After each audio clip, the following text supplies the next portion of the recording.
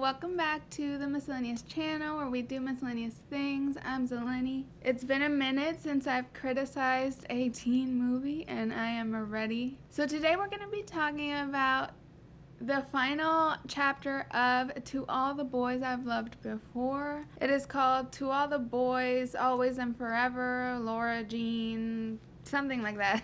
Sorry, that's stupid. I don't know the full title, but it's Always and Forever is the little subtitle for it. I have reviewed the first and second installments previously on my channel, linked below. It's in the same video where I reviewed every Netflix teen movie. So Always and Forever came out on February 12th. It's a very romance-heavy teen movie, so it makes sense why they like to release it around Valentine's Day. And this movie was so kind of good. Did I have y'all in the first half? Man, this was actually really well done. Like, if you're new to my channel, you know that I'm usually more on the negative end of critiquing. I like to critique these rom-coms for being unrealistic or being just poorly executed, poorly written. And this movie actually did a really great job, and that is really difficult for a sequel. Like, even first installments of movies aren't this good a lot of the time, and this one like really knocked it out of the park. I am shocked. This is such a plot twist. Like, I never ever expected that this was gonna be good. I thought this video was gonna be a I'm gonna tear apart this movie type of video, just like all my previous ones have been. But this was good. Oh my god. Yay, round of applause for a good teen movie. Honestly, the reason I had extremely low expectations for this one was because I really hated the sequel, the second installment of this series, and I was like, if the second one sucked, then the third one is definitely going to be terrible. Like, remember Pitch Perfect, how they just got worse and worse? Like, that's how I felt about this one, and I fully expected it to be absolute garbage, really boring, and hard to sit through. If you've only seen the first one and haven't seen any of the sequels, I recommend just skipping the second one, honestly. Like, the second one just adds nothing to the development of the characters, really. You know she's not going to end up with John Ambrose, and there's just, like, no suspense around that. And also, it feels like her and Noah Centinneo's relationship doesn't, like, develop at all. It just feels very like, oh, we're just showing you the characters for 2 hours again, just because we know you like these characters already. On the other hand, the third installment really developed these characters and progressed, and that was amazing to see. So I saw the trailer for this a few months ago, and I was just like, oh, okay, this is the plot of every sequel to a high school romance. Like, this is the plot of High School Musical 3, essentially. It's a senior year complex of, like, the main couple, you know they're gonna end up together, and you know they probably won't break up forever. And they're trying to figure out what are they doing after high school, what colleges they're getting into. They're doing like a prom moment. All these things that come with senior year are a given in this type of plot. When I saw the trailer, I was just like, okay, this is just High School Musical 3 all over again. And it was, but it was really well done, well executed, and well written that I liked it. It actually had me at the edge of my seat at certain points, and I was actually rooting for the couple, which is like extremely hard for me to do with a high school teen couple because, you know, being a 26-year-old person, I'm rooting for these kids to break up and, you know, find themselves in college, not be tied down to these high school relationships. So I think most adults are in that boat. So I'm not necessarily rooting for teen couples, and usually at the end I'm annoyed that they ended up together. But in this case, I started out really against the couple, and by the end of it, I was very much rooting for them. I don't know how they got that to happen, but I'm going to try to break it down here in a sec. That's my general review. I recommend it. Skip the sequel, number 2. If you enjoy teen movies, give this one a chance. If you enjoy teen movies and haven't seen the first one, I definitely recommend it. It's quite cheesy, but it is really cute and, like, sweet. And then I definitely recommend this third one. So I am as shocked as y'all are, probably, maybe. Beyond this point, I'm going to start giving spoilers and recapping sort of the specifics of what happened in the movie. Let's get into it. So the movie starts off with the summer before senior year. They're on a family trip to Korea, Lara Jean and her family. The guy is not there. Noah Centennial's not there. I really loved these scenes. They showed them a lot in the trailer, so I knew they were coming, but I loved seeing the Korea scenes. It just felt so fun, and honestly, during COVID, it felt like a fairy tale to like travel and see crowds and see tourists and be having fun sort of on a trip. Then once they come back, they start school, and Lara Jean and Peter are trying to figure out, or they seem really tight. And I like that we see them like hang out. We see their relationship play out. What happens a lot in these sequels is like the writers are really obsessed with keeping the two protagonists apart for a lot of the movie, or just like if they're together in the same scene, they're just like kind of standing next to each other, not progressing much. And we just see them have like these nice, sweet, genuine moments of like a couple, right? They're in a good place. They're very much in love. They've been together for a while. They both plan to go to Stanford, which these teen movies always kill me with like the abilities of the protagonist to get into every Ivy League, but whatever. I just know I ran in those competitive circles in high school that were all obsessed with getting into Ivy League, and like not one person of those people got into Ivy colleges. So it is very much more difficult to get into Ivy League colleges than they make it seem in these movies. I'll forgive this one though, since the rest of it was pretty well done. They both are planning to go to Stanford, and then Lara Jean actually gets rejected. Peter gets accepted, and she's freaking out. She doesn't tell him, and she just pretends that she got in too. So in these sequels, a lot of the times, the stakes are not high. That's what happened in the second movie and why I didn't like it. And I think this movie did a good job of like raising the stakes throughout with these like small but like serious conflicts throughout that sort of made it not feel so blah and not feel so like sure that they were going to end up together. Throughout the movie, I started becoming more and more unsure if the main couple was going to end up together. And that's silly of me because I know they're never going to not end up together, but that is the mark of a good movie, that it made me just feel like there was actual like danger for them to break up. Lara Jean didn't get into Stanford, but she got into Berkeley, and so she finally confesses to him that she did not get into Stanford, and she is going to have to go to Berkeley, which is like an hour away. And they make a new plan that she will transfer to Stanford after her first year at Berkeley, which like these colleges are like so hard to get into, but whatever. They make a plan which is more like led by him, that she will transfer to Stanford from Berkeley after her first year. They actually have this conversation in New York City where they do their senior trip too, a very Lizzie McGuire movie budget for this senior trip to New York City. It is there where the real conflict sort of comes into play of the rest of the movie. Lara Jean and Peter are sort of doing their own things in New York. They get split up by like the class groups or whatever, and Lara Jean ends up getting to see NYU. So the popular girl from the earlier movies, who was like the villain in the first movie, but she became like a friend in the later movies, this girl is going to NYU, and she's talking to a senior girl at NYU there, and Lara Jean and her friend end up going to a party with them, an NYU party, right? Which, what are parties? We don't know anymore. I found it a little odd that a senior in college at NYU would take a bunch of minors to a party that has alcohol, presumably, but okay, let's let it slide. But the important thing here is that Lara Jean starts having feelings. She starts catching feelings for New York City. I think a lot of people I've known that moved to New York express sort of that love for it, that is like very like they just fall in love with the city. Lara Jean just like has a really nice moment at this party of being really in love with the city and really liking what NYU has to offer, and just having second thoughts about her plans about staying on the West Coast. We have this scene that sort of like solidifies the feeling she's having to New York City right after that party.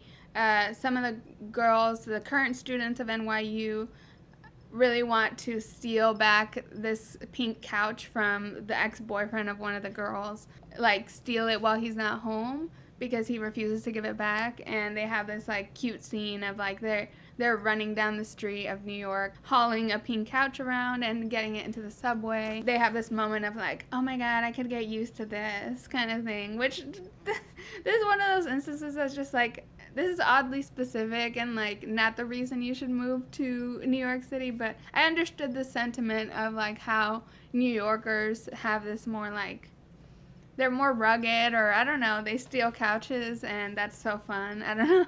But this sort of moment solidified her longing for New York City and how the vibe just really fits with what she wants. After this, the movie sort of just keeps progressing. It feels like Lara Jean is kind of distanced towards Peter because she's like having second thoughts, and they're sort of creepily coming in. They're not like all at once like, I'm changing my whole plans. She's pretty resistant to changing her Stanford plans, but she is sort of, it's just sort of like, it's percolating in her mind. So eventually she finds out she got into NYU, which was something she didn't know when she was there. That sort of like keeps solidifying these feelings of like, oh, it's actually a possibility that I could go there. She has it right there in her grasp. She just eventually like gives into those feelings and figures out like, okay, that's what I want to do. She confesses it to Peter, and Peter seems supportive, but he's on the inside kind of not so much, we later see, but he is supportive outwardly. Throughout the whole movie, Peter honestly acts very like that kind of perfect boyfriend type. Very thoughtful and very like just supportive. Like even when she confesses that she had lied to him about getting into Stanford, I thought he was going to be mad or something, but he wasn't. So they start sort of growing a little bit distant. They're still together, but they're a little distant about this like decision because Peter feels like Lara Jean just chose New York City over him, and he's sort of been burned by his own father who left. So he feels a little bit triggered by like Lara Jean also like choosing to leave him in a way. They're still together, but there's sort of this awkwardness. And then they go to prom and they have this prom moment, and she's feeling this distance, and so she tries to like get him to have sex. And I was like, oh my god, they're gonna have sex.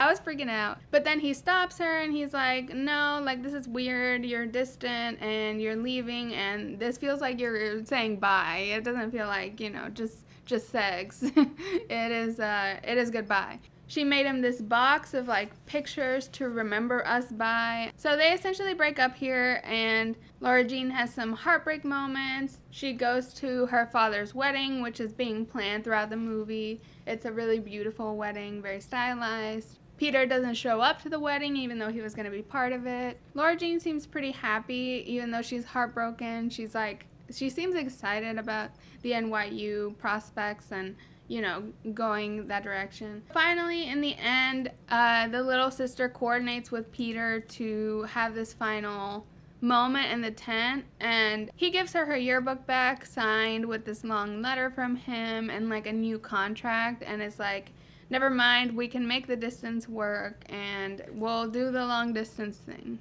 She's really happy because she was really willing throughout the whole movie to do the long distance thing and get both NYU and him. She wasn't choosing NYU over him, like hoping to break up. She wanted to do both, but he was just like, it's never going to work out, which he's right. But she wasn't willing to give up either of them.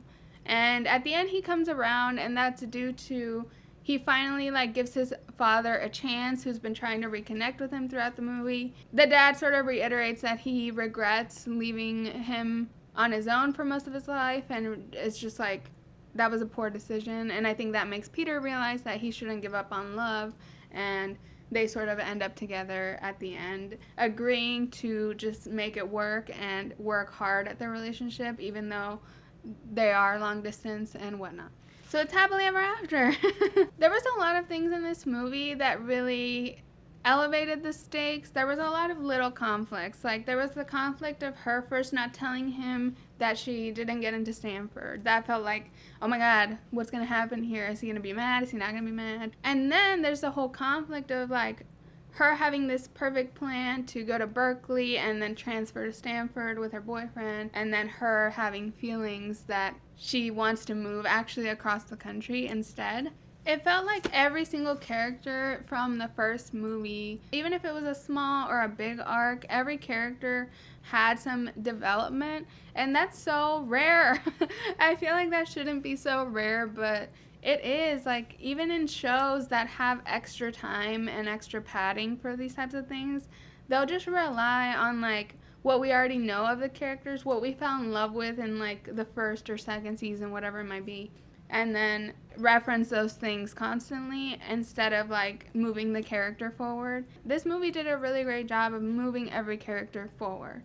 Lara Jean had what she always wanted, in that she had, like, the perfect boyfriend, right? But then she started realizing that she wants something else that's different from the plan she set with him, and she had to figure out how to be independent and move away to do what she wanted. Then Peter had the whole dad thing, and how he was, like, rejecting his father, not letting him in, and really hating him, and Lara Jean trying to get him to open up to him again. There was a lot of parallels with, like, how the dad left him and how he's afraid Lara Jean is going to leave him for college, even though they're totally different scenarios. And then by the end, he accepts his father and lets him in and tells him what he really thinks, and that helps him to realize he does want to stay with Lara Jean in the end. The little sister, Kitty, has a really cute romance with a Korean boy that is really sweet. I love that, how they met. It was adorable. She's sort of learning about what relationships are and how there's compromises, and it's just more like comic relief, but it's nice to see her learn about something. Margot, the sister in Scotland, which I was like, she's still in Scotland? I imagine this is a bigger plot point in the books, but the sister is sort of like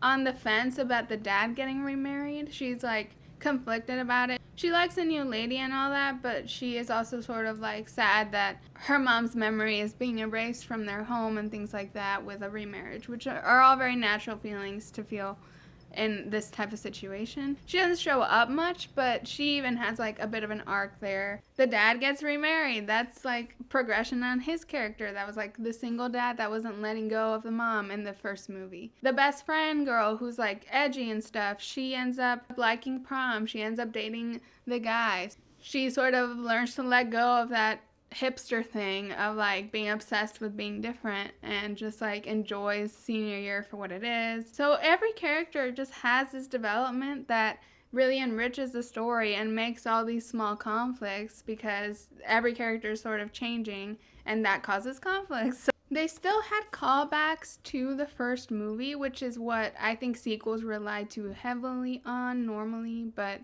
in this case, they did the callbacks in a really sweet way. Like, towards the end, Lara Jean makes Peter a box of memories of them, and it's in the same box that had all the letters from the first movie. There's consistency with, like, the personality traits of the characters. Like, Lara Jean hates driving still. They share, like, AirPods to, like, watch stuff together as a couple. I think if I watched it again and watched the first one again especially, I would catch a lot more of these, like, little details that are callbacks to the first movie, which is really cool. And that's really how these sequels and things should approach, like, referencing and calling back to itself, I think. Like, it's things that are sweet, but they are repurposed. So, like, this box that we recognize from the first movie is repurposed. It's not repurposed to hold love letters again. It's repurposed to hold something that's important to the characters now. It's really, really cool when whatever it is evolves with the character. I feel like a big strength of this movie is sort of the writing. I think they did a good job in the first one as well, but in this one, they had good writing. They put in these little details that sort of add realism, and it's interesting because this movie isn't necessarily like realistic in its look or anything. It's very polished, very stylized to be like cutesy and really well styled. Like, it has an aesthetic, and it's not like real life at all. And these are things that if you're not paying attention, like you'll miss it. It's such tiny little things, but like, for example, at the beginning, Peter made a banner that said "Welcome Home" when they got home from Korea and hung it up. The little sister makes a comment how like he ran out of space and the letters are squished towards the end of the banner. I just thought that was such a cool little detail, because who doesn't relate to making a banner and running out of space by the end, so like the letters progressively get skinnier? That's such a real life, like, relatable thing that like it would be hard to think about to put into a script because it's so random and relatable. But adding something like that to the script adds that realism that even if your style is more polished and more stylized, it's still realistic in a way. Like, it's still grounded and people can relate to that tiny little thing. Or even like she's like on Google Maps looking at NYU, like just that the Google Maps like autofills, like things like that are so dumb and small actually I think add a lot of realism, and just like it feels like they're in our world and they're really, I don't know. Do you guys notice anything like this in movies ever? Like, I really like when they do that, because everything you see on the screen is like planned. So that's what I'm saying. Like, it's hard to plan for these things because they are so like just like random and small and inherent to our lives. But when they do think of the little things, it makes it so much more enriched to me. I also really love the soundtrack. I think the soundtrack has been solid in all of the movies. It had a lot of K-pop in it. That was my favorite part for sure. I think there was a Shawn Mendes song that I did not necessarily love, but it had like really great music, really great pop music, stuff from smaller artists, famous songs like Pretty Savage by Blackpink, and that one by Shawn Mendes, what is it called? It's like, you like me better when I'm with you. I don't know who sings that. I'm just guessing Shawn Mendes, but it might be one of the One Directioners or something. Finally, let me talk about this ending, which it's conflicting because I went into it like, please, like, break up before you go to college. Like, no high school relationship survives college. Like, very few do. So I wasn't rooting for the couple at first, but throughout the movie, just seeing their relationship, we saw them interact a lot. We saw sort of their personal struggles. At the end of it, I was on the edge of my seat, like, what is going to happen? Because it really felt like she was just going to NYU and they were broken up. And I was like, it can't be, you know. But it felt like they were done. It felt like there was no saving this, because that level of long distance and for a high school relationship is kind of like, I don't know. It literally ends with her saying, we're not like other couples. Obviously, it's a fairy tale. It's not real, but it is really sweet, and I'm glad that she did go to NYU. At first, I was also terrified that she was going to do the Berkeley thing, and I appreciated the end, and I ended up rooting for the couple, and they had sex at the end. I was like, no. Okay, well, I was just like freaked out by it, but it's cute, I guess. It was also interesting because at the end, with this like big love letter gesture, they showed a montage of the first movie and a little bit of the second movie, but that's really where you can see how like subpar the second movie was, because the montages of the first movie, there's so much like variety and like the types of things that happen in that movie. There was so much to the first movie that they put in this montage, and then the second movie was just like, it was just like shots from the beginning where they go on like that Valentine's date, and it's just like, so like nothing happened in that movie. It's just like them kissing and them like looking at each other. You can tell the stark difference in like quality. I think that's definitive proof that the second one was just like a fluke. It was a blip, and it does not need to be revisited again. And finally, it did show them graduating high school in 2021, class of 2021. There was a big crowd, a big graduation, so alternate timeline confirmed on this movie, and they graduated COVID-free in 2021. I prefer not seeing COVID on things to seeing it, honestly, and I'm glad they got this movie done before COVID really hit. They filmed most of this movie in 2019 from what I've read, and I'm glad they got that in because they did do a lot of travel. I'm pretty sure they went to Korea. I don't know if they fully went to New York City. Sometimes they make Canada look like New York City pretty successfully, but there was just a lot more travel in this movie. I'm glad they got it done before the pandemic really hit the world, because those scenes really added a lot to the whole movie, so I was happy about that. So yeah, in the biggest plot twist of my channel, I actually really enjoyed this movie. I recommend it. It was cute. It was kind of dramatic at times and cheesy, but just like the first one, it was sweet, and I think it had a good outcome in the end. I noticed Netflix suggested a after show kind of deal when I finished the movie, which apparently there's like a late night type talk show just for Netflix shows now. It's called like Netflix After Dark, After Show, something like that. And David Spade is the host, and that was garbage. That was actually trash. Like, it was like stepping back into 2012 humor, and I was just not into it. Like, they had the cast interviewed like on Zoom, and David Spade and other people that were famous in 2012 were there asking them questions, and they were being like pretty rude to the cast with their jokes. It was very like roast humor, but it's these old people that just like, they're not in touch with like the humor of right now, and to me it's just like, just get someone younger for this. Like, why David Spade? Like, Whitney Cummings was on it, and it's just like, these people are just so like, every freaking thing they said was like problematic in some way. Like, any young person would tell you like everything they were saying was problematic. How they were just like kind of roasting the movie, but in stupid ways. Like, I don't know how to explain it, but I definitely don't recommend that. Just look up interviews with the cast on YouTube where like hosts aren't just being like rude and cringy to them. I was excited at first because I love seeing like behind the scenes or like extras or whatever. But like, I didn't learn anything from that. It was nice to see the cast, but the hosts were just like taking up a lot of the time with their own little bits, and there was one lady obsessed with Noah Centennial and things like that that were just so like late night talk show 2012 humor completely.